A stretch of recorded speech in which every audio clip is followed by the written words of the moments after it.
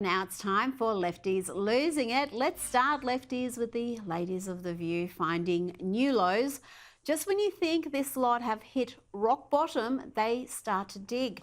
Listen to this disgusting slur from race baiter Sonny Huston against a wife and mother, Brittany Mahomes, the wife of arguably the NFL's best player, Patrick Mahomes.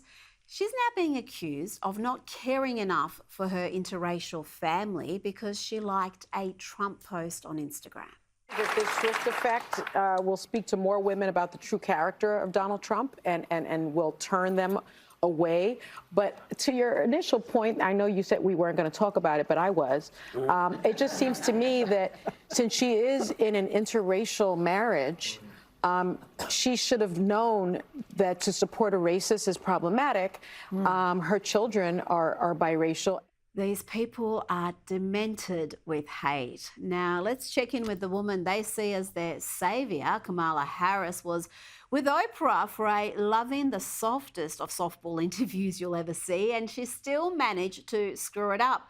I promise to inflict only 1 minute of this calamity on you, and watch this carefully. You can see Oprah dying inside as she listens to his incoherent gobbledygook. It's kind of beautiful, actually. Americans, by character, are people who have dreams and ambitions and aspirations. We believe in what is possible. We believe in what can be. And we believe in fighting for that.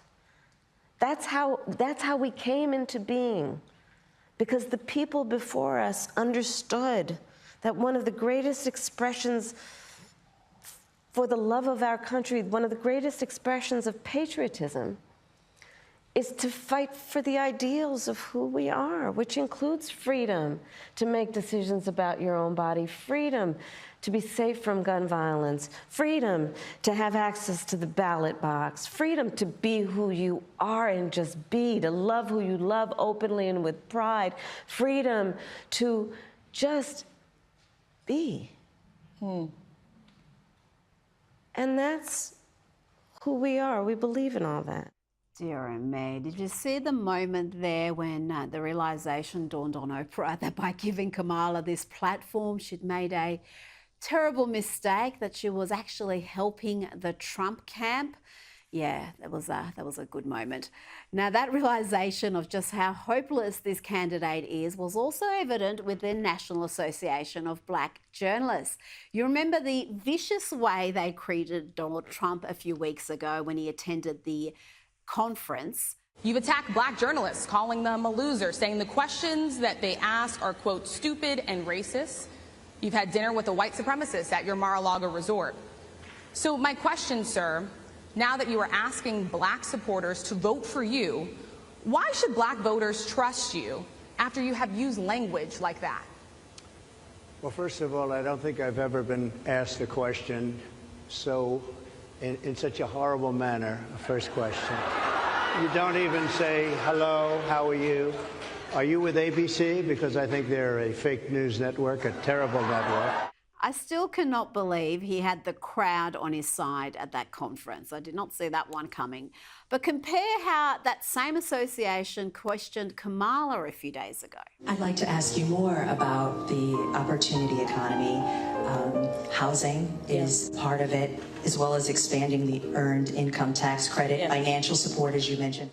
Yes, with Kamala, it was a love-in, not hostile, not combative, not spewing lies and slurs.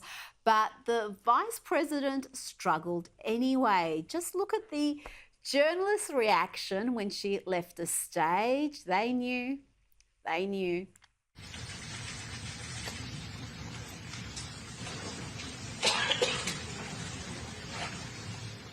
Now, there was at least one voter who was moved deeply by that Oprah-Kamala interview. Oprah and Kamala had me crying.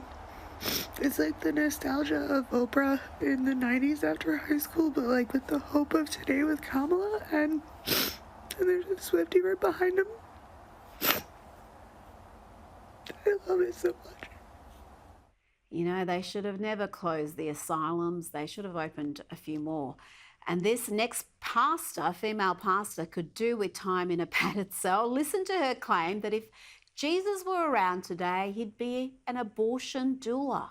If Jesus were here today, he would be a clinic escort, distracting women from the hatred of the protesters, or an abortion doula, holding women's hands and offering support and love as they end their pregnancies. If Jesus were giving his sermon today, he might also have said, "Blessed are those who end pregnancies, for they will be known for their loving kindness." I wonder whether this Jesus she imagines supports abortion right up to birth, as is available in a number of states in America. I guess we'll have to find out.